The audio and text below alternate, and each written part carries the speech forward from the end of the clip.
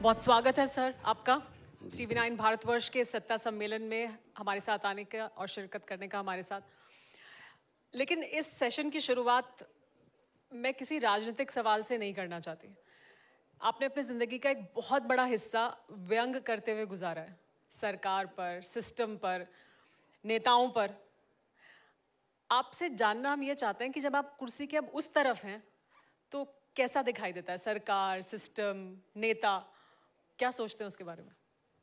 बड़ा अच्छा क्वेश्चन है। सबसे पहले TV9 का बहुत बहुत धन्यवाद कि यहाँ बुला के मान सम्मान दिया।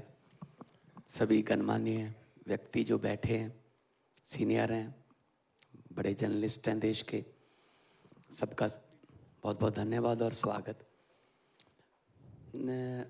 जब मैं व्यंग करता था तब मैं सिर्फ अपने TV शो में या CD में व्यंग कर सकता था, लेकिन सिस्टम में कोई सुधार नहीं कर सकता था, चेंज नहीं कर सकता था। सिर्फ चोट कर सकता था कि ये गलत हो रहा है, ये गलत हो रहा है। अब ये फायदा है कि मेरे पास वो पेन है कि मैं सिस्टम में सुधार कर सकता हूँ, कि मैं ये कहता रहा हूँ, अब ये लागू करूँगा। शायद भगवान ने एक ऐसी स्क्रिप्ट लिखी है, स्क्रीन प्ले लिखा है मेरी ज़िंदगी में। 17.5 साल की उम्र में मुझे सुपरस्टार बनाया, वो भी सिस्टम पर बोलने के लिए, सोशल इवल्स पर बोलने के लिए। उसके बाद मुझे फिर इस एकदम से टॉप कैरियर को छोड़कर मैं इस लाइन में, मुझे भगवान ने आने की हिम्मत दी, समत बख्शी, बल बख्शा। तो फिर इसका मतलब जो मैंने कहा है वो रिकॉर्डेड है, तो फिर मैं उससे मुकर थोड़ी सकता हूँ अब।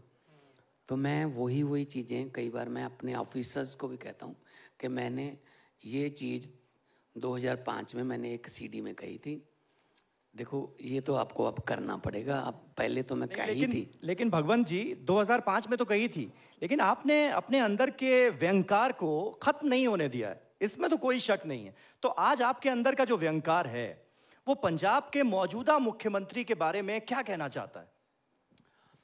देखिए, व्यंग जो है, जो स्टायर है, वो एक ऐसी चीज़ है कि जो बहुत कम शब्दों में बहुत बड़ी बड़ी बातें हो सकती हैं। मैं पार्लियामेंट में था, मैं 14 और 19 में MP भी था संगरूर से, लेकिन समय का कितना मिलता? 2 मिनट, 3 मिनट। अब वो वहाँ पे गिनती के हिसाब से टाइम देते हैं ना। हम पहले 14 में 4 थे, 19 में अकेले ही था, तो चलो 19 में थोड़ा सीनियर हो गया, 14 वाल तो थोड़ा सीनियरिटी की वजह से 2 मिनट और मिल जाते थे, लेकिन मिनट 2-3। एक बार तो मैंने स्पीकर साहब को कहा कि सर मुझे भी टाइम दीजिए। ये NRC पर डिबेट चल रही थी, रात के 9:30 बज गए थे, बिल पास करना था। मैंने कहा सर मुझे टाइम चाहिए। स्पीकर साहब ने कहा छोटी पार्टी को टाइम नहीं मिलेगा। मैंने कहा सर छोटी हैं, लेकिन है तो रिप्रेजेंट तो करता हूँ 15 लाख लोगों को, तो थोड़ा सा टाइम तो दे दीजिए। नहीं। मैंने कहा सर 30 सेकंड। वो थोड़ा चौंके, 30 सेकंड? मैंने कहा सर 30 सेकंड में क्या बोलोगे? मैंने कहा ठीक है सर 20 सेकंड। 20 सेकंड? मैंने कहा हाँ सर। चलो आपका समय शुरू होता है अब। तो मैंने कहा जी मैं तो स्पीकर साहब यही कहूँगा कि लंबे सफ़र को मीलों में मत बांटिए, कौम को कबीलों में मत बांटिए। एक बहता दरिया है मेरा भारत देश, इसको नदियों और झीलों में मत बांटिए। तो उन्होंने कहा ये तो अभी 12 सेकंड ही हुए हैं। मैंने कहा 8 सेकंड अगले भाषण के लिए रख लेना सर। बात कहनी हो तो 12 सेकंड में भी हो सकती है, वरना 2 घंटे के भाषण में भी कुछ समझ नहीं आता, बोलते ही रहते हैं। तो बात दिल से निकले तो असर रखती है। आपने अभी बताया कि आप अपने अधिकारियों को कभी कभी कह देते हैं कि देखो मैंने ऐसा कहा था तो देखो इसके तो खिलाफ हम नहीं जा सकते, तो अधिकारियों को कह दिया सारी सीडी देख लें, सारे सब देखी हुई हैं पहले ही उन्होंने। कैसेट्स देख लें, सब उन्होंने देख पहले ही देखी हुई हैं, क्योंकि जितनी पुलिस की वर्दियां मेरे घर पे पड़ी है ना, क्योंकि मैं पुलिस वाला भी बनता रहा हूं ना, तो मैंने कहा ये सारी मैंने यूज की हुई हैं। और मैं थाने की मुंशी भी बना हूं, मैं हौलदार भी बना हूं, मुझे सब पता है कि कहाँ से क्या होता है। बड़ा एक अच्छा स्टायर किया था हमने, मैं उसमें हवलदार बना हुआ था। तो एक पत्रकार आती है, वो कहती है जी इंटरव्यू करनी है। मैंने कहा जी नहीं, वो पहले कहती है जी मैं एक नावल लिख रही हूँ। मैंने कहा जी नावल आप किसी सुनसान जगह पे बैठ के लिखो, यहाँ कहाँ नावल लिखोगे आप। हाँ मैं इतना कर सकता हूँ, हवालात में अंदर कर देता हूँ, अंदर बैठ के लिख लेना। उसने कहा जी नहीं नहीं नहीं, मेरा पात्र जो है, मेन पात्र जो है उसका नावल का, वो हवलदार है, तो मैं आपसे कुछ बातें पूछना चाहती हूँ। मैंने कहा पूछिए। वो कहती जी एक दो बातें हैं बस। कहती जी मुझे ये बता दीजिए, पुलिस जो है जब बैंक में डाका पड़ता है, लूट होती है, तो पुलिस इतनी देर के बाद क्यों आती है। मैंने कहा जी कपड़े बदल के आने में टाइम तो लगता ही है।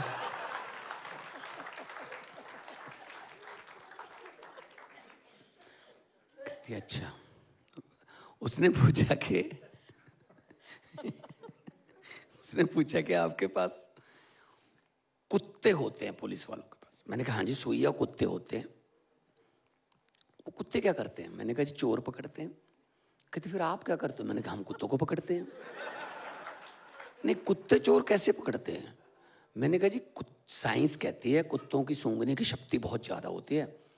जब कहीं चोरी होती है हम कुत्तों को ऐसे लेके जाते हैं, जिधर जिधर को वो सूंघते सूंघते जाते हैं वहाँ जाके हम छापा डालते हैं, चोरी का माल बरामद हो जाता है और अपराधियों को पकड़ लेते हैं, चोरों को। कहती मेरा आखिरी सवाल है, इन कुत्तों की मदद से आपने कितने चोर पकड़े अब तक। मैंने कहा जी थोड़ा महकमे की प्राइवेसी है, हर बात बतानी जरूरी नहीं होती, मैं सस्पेंड हो जाऊंगा, आप ये सवाल मत पूछिए। कहती नहीं जी मैं आपका नाम ही नहीं लिखूंगी, मेरा तो पात्र है वो, मैं आपका नाम थोड़ी लिखूंगी।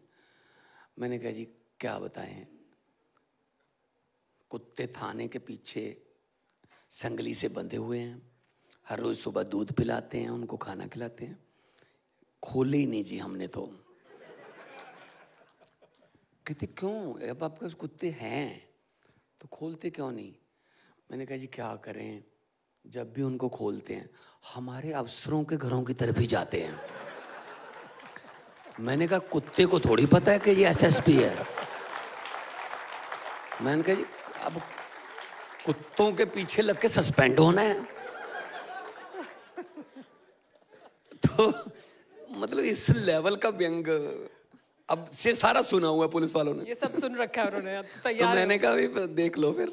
भगवान जी लेकिन अब बात इतनी व्यंग की छिड़ी है तो एक व्यंगकार की भी बात हो जाए, जिनका केस इस वक्त बड़ी सुर्खियों में है। मुंबई में कुणाल कामरा, उन्होंने स्टैंड अप कॉमेडियन हैं वो, और स्टैंड अप कॉमेडी के दौरान उन्होंने कुछ ऐसा बोल दिया जो कि शिव सैनिकों को नाराज कर गया। और उसके बाद शिव सैनिक उस थिएटर में पहुंच गए, उस हैबिटेट में पहुंच गए, उसमें तोड़फोड़ कर दी। एक चर्चा छिड़ गई कि भाई फ्रीडम ऑफ एक्सप्रेशन जो है उस पर हमला किया जा रहा है, उनके खिलाफ तमाम तरह के केसेस दर्ज हो गए। क्या आप इसे ठीक मानते हैं? देखो व्यंग जो है ना वो ऐसा होना चाहिए जो जिस पर किया है वो भी उसको एंजॉय करे, पर्सनल नहीं होना चाहिए। मतलब गाली और व्यंग में खास फर्क नहीं होता, गाली सीधी हो जाती है, व्यंग थोड़ा एंगल से आता है, लेकिन कम से कम चोट तो है ना। मैंने पुलिस वालों की बात बताई कि कुत्ते जो हैं वो अफसरों के घरों की तरफ जाते हैं, इसका मतलब मैंने क्या कहा इसमें कि चोरी का माल तो सारा पुलिस वालों के पास ही होता है। फिर अब सीधा कहूंगा तो गुस्सा करेंगे, है ना। तो मैं बताता हूं, तो लेकिन थोड़ा ना देश में पेशेंस की कमी हो गई है। कोई भी चीज को हम ऐसे ही ले लेते हैं, भावनाएं भड़क गई, पता नहीं तो 20 साल पहले भावनाएं होती नहीं थी, अब छोटी सी बात पे भावनाएं भड़क गई, जो करो इस पे PIL कर दो, FIR करवा दो।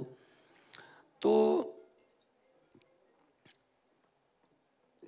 जो जैसे लालू जी का बहुत मिमिक्री करते रहे हैं राजू श्रीवास्तव, अभी हमारी दुनिया में नहीं है, हमने इकट्ठे लफ्टर शो में काम किया था। लालू जी की मिमिक्री करते हैं, अमिताभ बच्चन जी की मिमिक्री, बहुत सारे आर्टिस्ट उनकी मिमिक्री करके उनकी आवाज़ निकाल के खाना खाते हैं। तो ये नहीं है कि वो गुस्सा करे कि मेरी आवाज़। अब यहाँ क्या हो गया है, छोटी सी बात पर मतलब झगड़ा। एक वो लड़का है राजस्थान का, वो मोदी जी की आवाज़ निकालता था, वो उसने बेचारे ने कोई बना दी वीडियो, उस पर पर्चा कर दिया जी। मतलब ये तो नहीं होना चाहिए कि आप कॉमेडी को कॉमेडी की तरह लो। आपने अमेरिका के शो, जे लेनो वगैरह के शो देखे होंगे, गुड मॉर्निंग अमेरिका वगैरह, वहां वो करंट प्रेसिडेंट को बिठा लेते हैं। ओबामा को बिठाया था, है ना, करंट बिल क्लिंटन को बिठाया, करंट प्रेसिडेंट को बिठा के उनकी खिल्ली उड़ाते हैं। हंसना, हाँ, कोई पर्सनल व्यंग ना हो, कोई पर्सनल कोई ऐसी बात ना हो कि जो हर्ट करे, लेकिन ये जा तो दीवाना हंसे, जा जिसे तू तौफीक दे, वरना इस दुनिया में आके मुस्कुराता है कौन। क्या बात है। लेकिन आपको क्या लगा, कुणाल कामरा ने जो कहा वो व्यक्तिगत हो गए या व्यक्तिगत वो तो व्यंग नहीं था? नहीं भाई, नेम उन्होंने कहा है कि ये होता है देश में, ये होता है। अब वो पेशेंस ही नहीं रहा, हर बात पे तो पर्चा हो जाता है, हर बात पे पर्चा हो जाता है। मतलब देखो, ये मुझे नहीं पता आप ये टेलीकास्ट कर पाएंगे या काट देंगे इसको। मोदी जी देश के प्रधानमंत्री हैं, मोदी जी देश नहीं है। ये गलतफहमी ना पाल लें, देश के प्रधानमंत्री हैं, देश नहीं है वो। मोदी जी पर व्यंग करना देश पर व्यंग करना नहीं है, प्रधानमंत्री है भाई, हमने बनाया है, हमारा सबका प्रधानमंत्री है। तो ये नहीं होना चाहिए कि मोदी जी के खिलाफ कुछ भी बोलोगे तो पर्चा, पुलिस आएगी, फिर ये तुमने ये बोल दिया मतलब थोड़ा पेशेंस ये भी रखना चाहिए कि आप पर भी कार्टून बनेंगे, आप पर भी। RK लक्ष्मण जी क्या करते थे, वो करंट टॉपिक पे कार्टून बनाते थे, तो गुस्सा करोगे उनके कार्टून। लेकिन आपने भी तो कहा कि फ्रीडम ऑफ एक्सप्रेशन की एक की सीमा है, मतलब उसकी भी एक सीमा जरूर। जैसे यहाँ पर सबसे ज्यादा दिक्कत एक शब्द की वजह से हुई, और वो शब्द था गद्दार, जिसका इस्तेमाल किया कुणाल कामरा ने अपनी कॉमेडी में। उसी को लेकर सारा ऑब्जेक्शन, उसी को लेकर सारा फसाद, उसी को लेकर सारी तोड़फोड़। वो शब्द आपके हिसाब से ठीक था? आपको पता है, मुझे रिसेंटली मैं मिला, मेरे जो लफ्टर चैलेंज के डायरेक्टर थे जी, 2002-03 में शुरू किया था हमने, तो उन्होंने मुझे एक बहुत ही मतलब ऐसी बात बताई कि मुझे बहुत हैरानी हुई कि हमें लिख के आ गया है कि ये लफ्ज़ आप बोल नहीं सकते, मतलब स्टेज पर जुमला नहीं बोल सकते आप, 15 लाख की रकम नहीं बोल सकते आप, काला धन नहीं बोल सकते आप। जो इन पर चिपकता है ना, कहते जी बोलो ना, वरना ये उधर जाता है, ये इधर 7RCR की तरफ जाता है, ठीक है ना।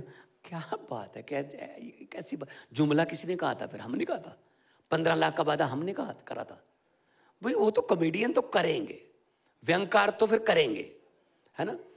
हाँ, कोई ऐसी सीमा ना कोई क्रॉस की जाए, वरना कॉमेडी जो है, स्टैंड अप कॉमेडी खासतौर पे, और आजकल तो वो जो OTT,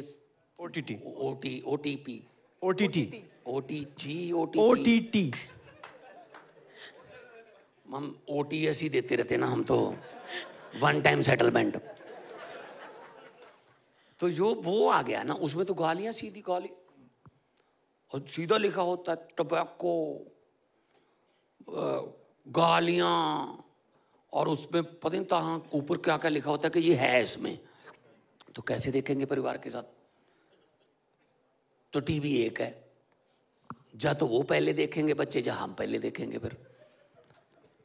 तो मतलब भारत की सभ्यता जो है ना, वो पारिवारिक है, भारत की सभ्यता जो है वो पारिवारिक है, परिवार पूरा बैठ के टीवी देखता था। लेकिन आज टीवी ने परिवार ही मतलब तोड़ दिए। बेटा अलग देखता है, बाप अलग देखता है।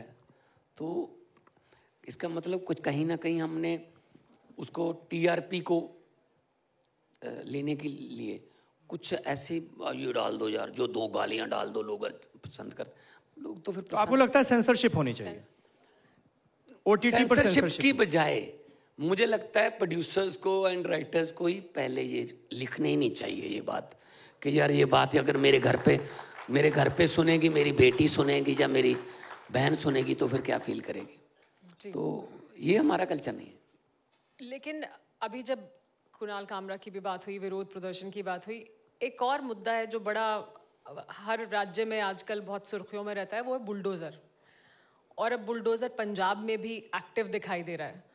तो वो पंजाब ने भी अडॉप्ट कर लिया है दूसरे मुख्यमंत्रियों को देख के कि वहाँ पे वो चल रहा है और बहुत चर्चा है उसकी। तो इस वजह से पंजाब में भी बुलडोज़र एक्शन देखने को मिल रहा है। नहीं, कोई ऐसा अडॉप्टेशन की बात नहीं है कि देखो, जो नशे के विरुद्ध हमने जो युद्ध शुरू किया है पंजाब में, खास तौर पे चिट्टा बोलते हैं उसको, तो ज़्यादातर वो सरहद पार से ही आता है क्योंकि हमारा बॉर्डर स्टेट है। अगर उस बंदे ने कितने घर बर्बाद कर दिए नशा बेच बेच के, उस पर एनडीपीएस के केस हैं, और नशा बेच के जो पैसा कमाया उससे उसने बिल्डिंगें खड़ी कर ली अपनी, किसी ने मैरिज पैलेस बना लिया, किसी ने बड़ी बड़ी कोठियां बना ली। तो वो कानून के मुताबिक जो ड्रग मनी से या करप्शन की मनी से बनी हुई बिल्डिंग है उसको हम डिमोलिश कर सकते हैं। तो चलेगा बुलडोजर? नहीं, लेकिन सुप्रीम कोर्ट का जो वर्डिक्ट है और सुप्रीम कोर्ट ने इसे लेकर जो दिशा निर्देश दिए हैं उसमें तो ये तक कहा है कि आप दोषी तो छोड़िए, अगर कोई आरोपी भी है तो आरोप के बिना पर उसका घर, उसका दुकान, उसका मकान नहीं ढाया जा सकता, उस पर बुलडोजर नहीं चलाया जा सकता। सर पता है क्या, आप उनके घरों पे जाके देखें ना, जहाँ अकेले ही बेटा था, 22 साल की उम्र में चिट्टे की वजह से मर गया, और उनको पता है किसने इसको चिट्टा दिया।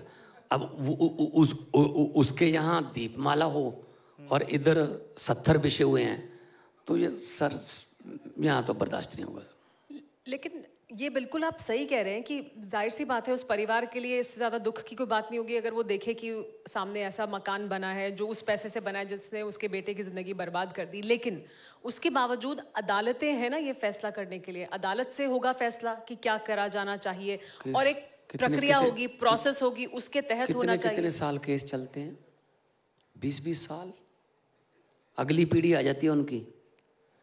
मतलब एक मैसेज तो देना ही पड़ेगा ना कि अगर इसने इतने घर बर्बाद कर दिए तो अब उस पैसे से बनाए हुए घर में ये भी नहीं रह सकता। लेकिन मान साहब, फैसला तो अदालतें ही करेंगी। नहीं सर, फैसला, और इसी से जुड़ा एक सवाल, फैसला सरकारें भी करती हैं सर, सरकारें भी करती हैं। हाँ। लेकिन न्याय तो न्यायपालिका से ही मिलेगा सर। दोषी तो कोई न्यायपालिका में ही ठहराया जा सकता है। पंजाब में कोई जाए हाई कोर्ट में कि जी ये घर गलत डिमोलिश कर दिया, देख लेंगे फिर ऑर्डर। नहीं तो मान साहब, लेकिन ऐसे में फिर पंजाब के बुलडोजर और यूपी, एमपी, राजस्थान के बुलडोजर में क्या फर्क रह गया? एक मिनट, आप पता कैसी बात कर रहे हो?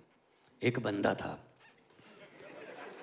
उसने कहा कि अब तू जंगल में चला जा, अगर तेरे पीछे शेर पड़ जाए, शेर तेरे पीछे आ जाए तो तू क्या करेगा? उसने कहा मैं गोली मार दूंगा। उसने कहा तेरे पास बंदूक ना हो? कहता जी मैं शुरा निकाल के उसका गला काट दूंगा। कहता तेरे पास शुरा भी ना हो? वो कहता जी मैं उसकी आंखों में ना मिर्ची डाल दूंगा। कहता आपके पास मिर्ची भी ना हो? कहता जी भाग के मैं पेड़ पे चढ़ जाऊंगा। उसने कहा अगर शेर तेरे पीछे पेड़ पर चढ़ जाए? तो उसने कहा जी मैं इसका जवाब बाद में दूंगा, पहले ये बता तू शेर की तरफ है या मेरी तरफ है? आप किसकी तरफ हो पहले मुझे? मैं तो संविधान और इंसाफ की तरफ। संविधान, न्याय की तरफ है ना, संविधान की तो तरफ। न्याय ही कर रहा हूं फिर मैं उनके घर डिमोलिश करके। सर सब मुख्यमंत्री ऐसे फैसले करेंगे, सरकारें तो फैसला करेंगे जी, कैबिनेट के फैसले हैं, विधानसभा में फैसले होते हैं। हम देखो सर सरकार लोकतंत्र में कार्यपालिका है ना। देखो, लोकतंत्र में इलेक्टेड चलते हैं, सिलेक्टेड नहीं चलते, ठीक है ना। तो हम इलेक्टेड है। अगर घर ऐसे नशे वालों के घर जो है वो जो हम डिमोलिश कर रहे हैं, उनके घरों को मतलब पर बुलडोजर चलाने को लोग गलत मानेंगे, 2027 में मुझे नहीं चुनेंगे। नहीं तो मतलब क्या आप चुनौती दे रहे हैं न्यायपालिका को? नहीं, मैं न्यायपालिका को क्या करूं? न्यायपालिका जिस दिन ऑर्डर कर देगी मैं देख लूंगा जी, ऑर्डर आ जाए। आपके पास है कोई ऑर्डर? अभी तक नहीं। अच्छा, अगला सवाल करिए। भगवान जी, जब बुलडोजर और हटाने की बात हो रही है, घर तोड़ने की बात हो रही है, तो एक शंभू बॉर्डर और खनौरी बॉर्डर की भी बहुत चर्चा हो रही है। तो हो गया फिर कि वहां से आपने किसानों को हटा दिया, वो 1 साल तक बैठे रहे, तब तो पंजाब सरकार उन्हें बिजली भी दे रही थी, उनके लिए सारी सहूलियतें दे रही थी, मुहैया करा रही थी, और फिर ऐसे ये हटाया गया। देखो इसमें भी मैं न्याय की बात करूंगा। हक है धरना देना या अपने हकों के लिए लड़ना, हाँ, मतलब डेमोक्रेटिक राइट है। लेकिन बॉर्डर बंद हो गया, पंजाब ब्लॉक हो गया। मैं कहता हूं जी, आप अभी भी उनकी 4 मई को मीटिंग है सेंटर से, 7-8 मीटिंगें पहले भी हो चुकी हैं, मैं भी जा चुका हूं कई में। मैं 4 मई वाली मीटिंग में उनको लेके आऊंगा जी। बस मैं अपनी पंजाब सरकार की तरफ से उनको इज्जत से लेके आएंगे, बात करिए। बात आपकी केंद्र से है, आपने ब्लॉक कर दिए हाईवे, लोगों को दिक्कत हो रही है, पंजाब जो है वो बिल्कुल ब्लॉक हो गया। तो हमने प्यार से, कोई डंडा नहीं चला, कोई पानी की बौछार नहीं चली वहां, कोई खून का तुपका नहीं बहा वहां। अंडरस्टैंडिंग थी, नहीं, प्यार से बोला कि जी हम रास्ता खोलना है, हमने बसें खड़ी हैं, इसमें बैठ जाइए, आपको जहां जहां कहोगे हम छोड़ के आएंगे, हमें बॉर्डर खोलना है क्योंकि पंजाब का इकोनॉमिकली लॉस हो रहा है, व्यापारियों का लॉस हो रहा है, लोगों को आने जाने में दिक्कत हो रही है। तो आप अपनी मांगे जारी रखिए, हम कब करें? मांगे तो सेंटर से है, मांगे तो मेरे साथ है ही नहीं। तो फिर उन्होंने लेकिन मान साहब, अब कांग्रेस पार्टी ये पूछ रही है कि क्या भगवंत मान ने, आम आदमी पार्टी ने किसान आंदोलन या किसानों के मुद्दे पर यू टर्न ले लिया है क्या?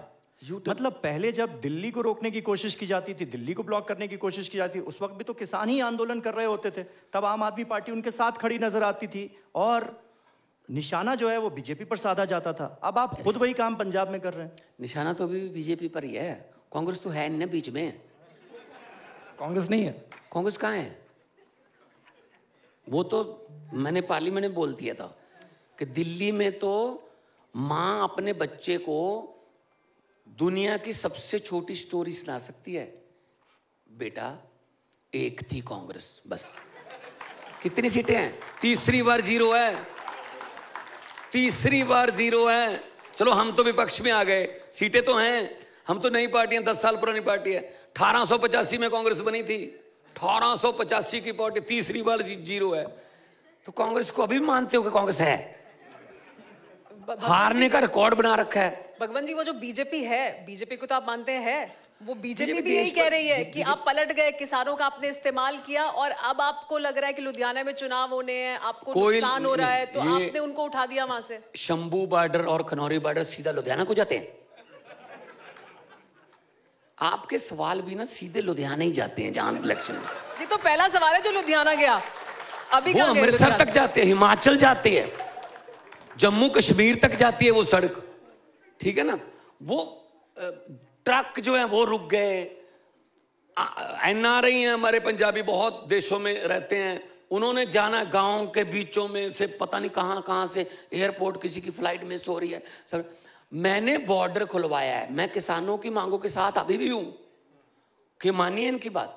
अन्नदाता है, मैं परसों मिलके गया हूं प्रहलाद जोशी जी से, 125 लाख मीट्रिक टन गेहूं देंगे हम देश को, 182 लाख मीट्रिक टन चावल देते हैं हम।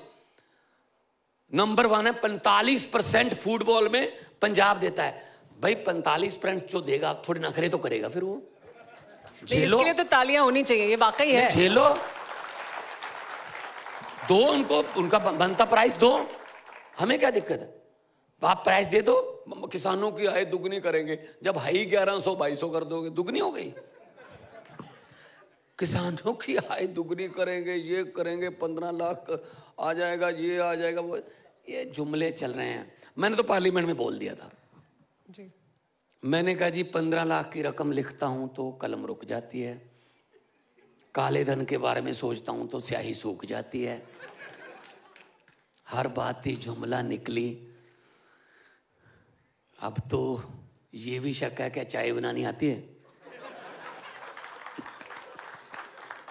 चला लेकिन मान साहब, जब इतना हमला आप बोलते हैं बीजेपी पर, तो बीजेपी वाले तो पलट पलट कर आपसे सवाल पूछ रहे हैं कि 3 साल हो गए पंजाब की सत्ता में आए, वो जो महिलाओं को 1000 रुपए का वादा था 5 गारंटियां पूरा होगा? 5 गारंटियां थी, पूरी हमने 7 कर दी। एक गारंटी रहती है महिलाओं वाली, हमने 8 मार्च की डेट नहीं दी थी। हमने 5 साल में ये करने को कहा था। डेट में पंजाब है, यहां से पैसे रोकते हैं। मैं पंजाब को पांव सिर करके इसी साल में, उसके लिए बजट सेशन की जरूरत नहीं होती, इसी साल में 1000 की बजाय 1100 रुपया महिलाओं को दूंगा। और जो वादे हमने, बिजली का वादा किया था, मार्च 16 को ओथ ली, 1 जुलाई को 300 यूनिट पर मंथ, 2 महीने का साइकिल है हमारा, 600 यूनिट पर बिल। 90% पंजाब को बिजली का बिल 0 आता है जी, आज तक चल रहा है। एक और बात बताता हूं, इधर तो चल रहा है ना, भेल बेच दी, रेल बेच दी, तेल बेच दिया, ये भी बेच दो, ये बेच दो, घाटे का सौदा कह के सरकारी संस्थाओं को बेच देते हैं। पंजाब ने उल्टी गंगा बहाई है। पंजाब सरकार ने गोविंदवाल साहब का 540 मेगावाट का रनिंग, जीवीके का रनिंग थर्मल प्लांट, जो पावर प्लांट है, वो खरीदा है सर, हमने खरीदा है। तो मतलब उल्टी गंगा बह रही है। अब हमने पछवाड़ा वाली कोल माइन चला के, पंजाब की कोल माइन है पछवाड़ा में, छत्तीसगढ़ में, तो वो चला के हमारे पास कोला मतलब सरप्लस है, कोई दिक्कत नहीं है। हमने 52,606 नौकरियां देके आपके सामने बैठा हूं सर, एक भी नहीं मान साहब, लेकिन वो 1000 रुपए की गारंटी वाला जिक्र मैंने बस इसलिए किया क्योंकि गलती आपकी, मतलब वादा पूरा आप नहीं कर पाए और यहाँ पर सजा भुगती अरविंद केजरीवाल ने। बीजेपी ने मुद्दा बना लिया कि ये तो कहते हैं और फिर मुकर जाते हैं, देखिए अभी तक नहीं किया। और देखिए हावी हो गया यहाँ पे। बड़ी बात ये भगवान जी की वादे में 1000 से 1100 भी हो गए। नहीं एक मतलब वादे में बढ़ रहे हैं पैसे, खाते में नहीं आ रहे। 100 रुपये ब्याज लग गया ना। हाँ, बढ़ रहा है बैठे बैठे। एक गलती आपने की, मतलब सरकार टूट गई। अभी तो 2 साल पड़े हैं जी, जब अगली इंटरव्यू होगी ना तब तक ये सवाल आपका खत्म हो जाएगा। चलिए दिल्ली की बात भी कर लेते हैं। आपका ये पहला इंटरव्यू है दिल्ली में सत्ता परिवर्तन के बाद। दिल्ली में सत्ता परिवर्तन होने के बाद 2 खबरें बहुत ज्यादा सुर्खियों में थीं। एक ये कि अरविंद केजरीवाल पंजाब के मुख्यमंत्री बन जाएंगे, दूसरी है कि अरविंद केजरीवाल राज्यसभा आ जाएंगे पंजाब से। दोनों नहीं हुई, साफ भी कर दिया आम आदमी पार्टी ने कि ऐसा नहीं हो रहा है। लेकिन भगवंत मान पार्टी के नेता और कार्यकर्ता होने के नाते आप क्या सोचते हैं, क्या आना चाहिए अरविंद केजरीवाल को, क्योंकि वो साफ सामने दिखाई नहीं दे रहे हैं अब? नहीं, अरविंद क्या पंजाब में उनके लिए आपको लगता है कोई रोल होना चाहिए? नहीं, देश में विपक्ष नेता के तौर पे और कौन दिखाई दे रहा है? वो जो जनाब हैं राहुल गांधी, वो तो कभी इटली चले जाते हैं, नानके चले जाते हैं मामा जी के पास। जब भी कोई देश का कोई इंपॉर्टेंट सेशन होता है तब वो अमेरिका बैठे होते हैं, है ना। तो उनको तो लॉन्चिंग चल रही है, मतलब श्री हरिकोटा से चंद्रयान जल्दी लॉन्च हो गया, वो बंदा लॉन्च नहीं हुआ कांग्रेस से। लॉन्चिंग चल रही है, लॉन्चिंग चल रही है ना। अब नहीं है गुण भाई, परमात्मा ने नहीं गुण दिया, क्यों यार धक्के से उसको बेचारे को कर रहे हो? भी तू नेता ही बन बस। ये नंबरदारी थोड़ी है कि बेटा बन, उसके बाद बाप, उसका बेटा, फिर अगला।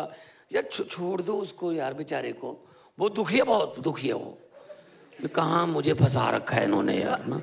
भगवान जी गुण नहीं है। एक मिनट मुझे बोलना। तो अरविंद केजरीवाल ही विपक्ष का नेता है। तो अरविंद केजरीवाल साहब, हमारी पार्टी नेशनल पार्टी है। 10 साल में हमारे गुजरात में एमएलए हैं, हमारा गोवा में एमएलए हैं, हमारे चंडीगढ़ में हमारा हम मेयर की कुर्सी पे थे, पंजाब में हमारी सरकार है, 10 हमारे राज्यसभा के मेंबर हैं। तो ऐसे कैसे आप कह सकते हो कि अरविंद केजरीवाल है नहीं या नजर नहीं आता। नहीं, बिल्कुल हार जीत है, 2% से हो गई हार, कोई बात नहीं। चंद्रबाबू नायडू 15 साल। मैं तो आपसे ये पूछ रही थी कि आपने कहा कि पंजाब से आपको ये करना चाहिए, आपने आगे बढ़ के आपको लगता है होना चाहिए पंजाब से कुछ आपको अपने नेता के लिए कोई रोल दिखाई देता हो? पंजाब में आते रहते हैं, मनीष सिसोदिया जी को पंजाब का प्रभारी बनाया है। ये भी एक चर्चा है कि डायरेक्टली तो नहीं है, लेकिन मनीष सिसोदिया भी वहां चले गए, सत्येंद्र जैन भी चले गए, विभव जी भी चले गए, तो पूरा दिल्ली का यहाँ का महकमा पंजाब चला गया, तो वही लोग चला रहे हैं। तो भूपेश बघेल क्या मोगा के हैं? छत्तीसगढ़ के साहब का मुख्यमंत्री हैं, कांग्रेस के प्रभारी हैं पंजाब के, कभी उनसे पूछ लिया करो।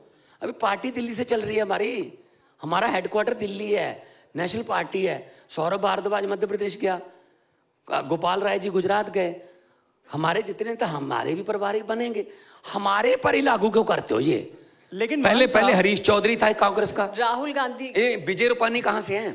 पंजाब के प्रभारी हैं बीजेपी के, उनसे पूछ लेना थोड़ा। लेकिन मान साहब, आप राहुल गांधी को कह रहे हैं कि वो जीरो हैं, कांग्रेस पार्टी जीरो है, वही इंडिया गठबंधन में आपकी सहयोगी है कांग्रेस पार्टी, वही चंडीगढ़ में अरविंद केजरीवाल चुनाव प्रचार करने के लिए जाते हैं कांग्रेस पार्टी के पक्ष में। उस समय अलायंस था जी, उस समय अलायंस था, संविधान बचाने की लड़ाई है और खुद भी लड़ रहे हैं, ठीक है ना। वो तो आप इंडिया अलायंस खत्म हो चुका है, आप लोग कांग्रेस मेरा पार्टी मतलब के साथ कांग्रेस से तो गठबंधन नहीं करेंगे। पंजाब में तो अलायंस नहीं किया था ना, पंजाब में तो 13 की 13 सीटें अलग अलग। चंडीगढ़ में लेकिन हुआ था।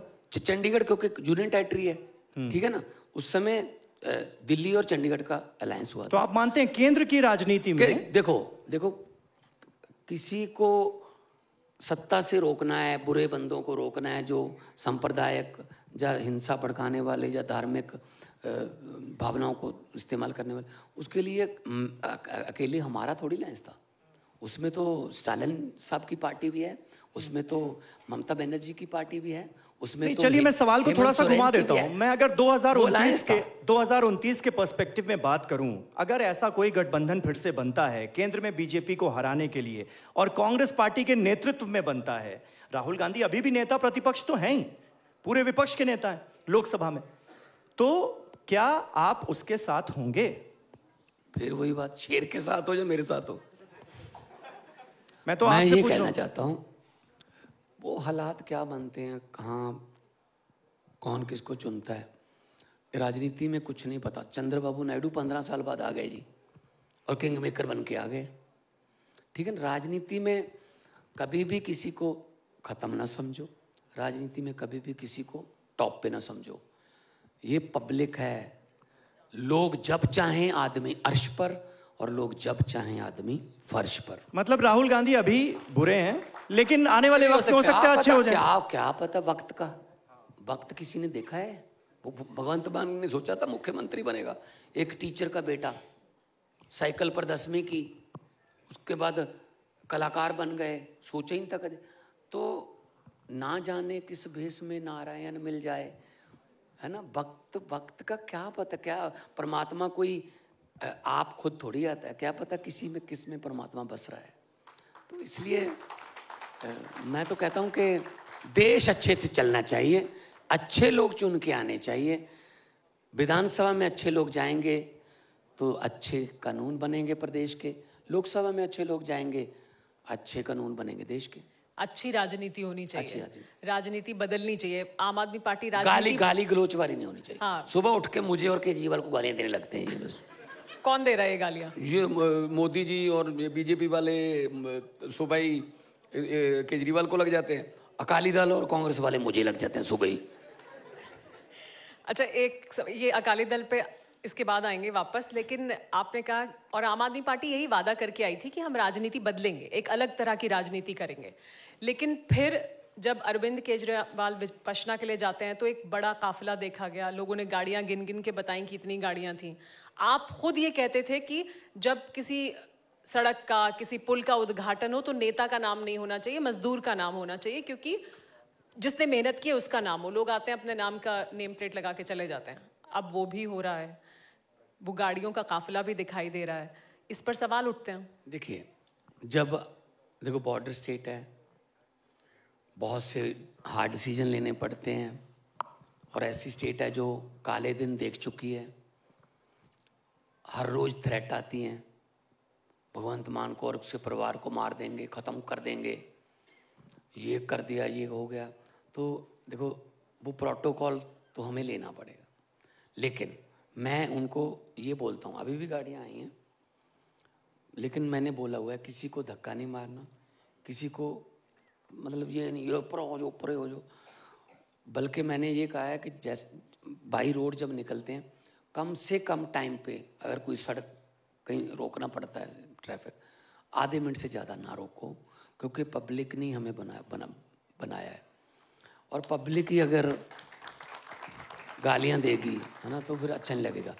तो अरविंद जी को भी साथ में नहीं मान साहब, तेरी पार्टी को ख़त्म कर देंगे, तुमने ये किया है काम, तो जो थ्रेट रहती है उसके लिए प्रोटोकॉल जो मान साहब, लेकिन उसी काफिले की तस्वीरें सामने आने के बाद बीजेपी की तरफ से ये हमला बोला गया कि अरविंद केजरीवाल वीआईपी सुविधाओं के बिना रह नहीं सकते, इसलिए ज्यादा पंजाब में नजर आने लगे हैं। देखो Z+ उनके पास कैटेगरी है जी, वो तो मिलेगी, ठीक है ना।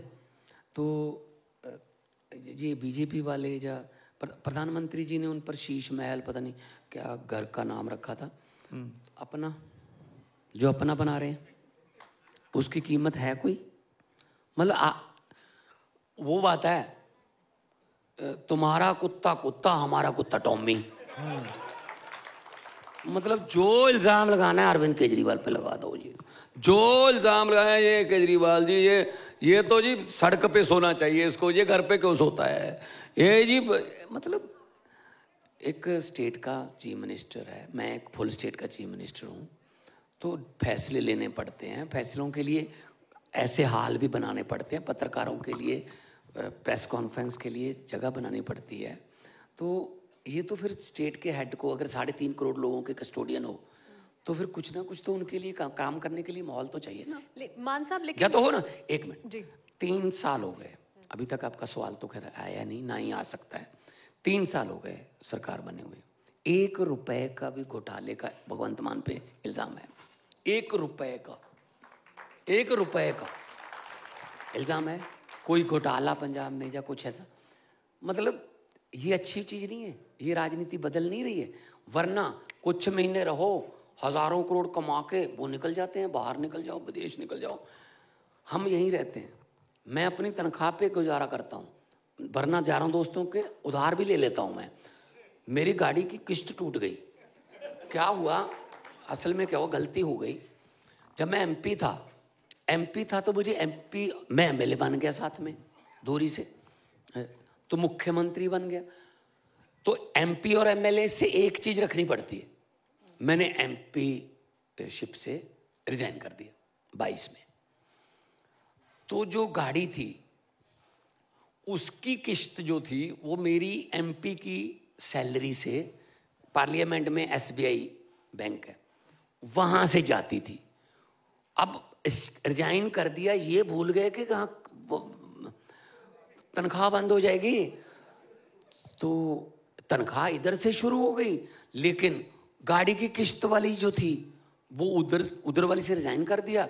नोटिस आ गया, कहते कौन आपकी गाड़ी उठा लें क्योंकि आपकी वो किस्त टूट गई। मैंने कहा यार किस्त टूट गई, ये क्या हो, कैसे हो गया? तो फिर हमने उनको कहा बैंक वालों को थोड़ा मतलब रहम कीजिए, इधर वाली तनख्वाह से करवा देते हैं ना, कोई बात नहीं आपके पैसे देंगे हम, वो वाले मुख्यमंत्री नहीं है। वरना गाड़ियों के शोरूम में जाओ, अच्छी गाड़ी है घर पे भेज दो, चलो है। ब्रेड के एक ब्रेड है पंजाब में, ब्रेड बनाने की कंपनी है जी, वहां पर हाशिया रुके सुखबीर बादल एक बाथरूम जाने के लिए। किकली कलीरदी भी सुना दीजिए। है जी, किकली कलीरदी वो भी सुना दूंगा जी। वो रुके, वो बेचारे वो बहुत खुश हो गए, डिप्टी सीएम रुक गया, भाई डिप्टी सीएम रुक गया। कह बैठे हमारी तो जी इतनी प्रोडक्शन है, कितने का ब्रेड है? कहते जी 1.5 रुपए का ब्रेड है। कहता जी फिर इसमें 1 रुपया मेरा रख लो। अब उसने कहा जी फिर इसको 2.5 करना पड़ेगा। कहते कर लो। वो ब्रेड वाले अब तक कह रहे हैं यार बड़ा पंगा हो गया, कहाँ रुक गए ये। मतलब जहां रुकते हैं वहीं हिस्सा, ढाबे पे रुक गए ढाबे में हिस्सा, कोई गाड़ी देख ली बस उसमें सवारियां हैं बस ले लो।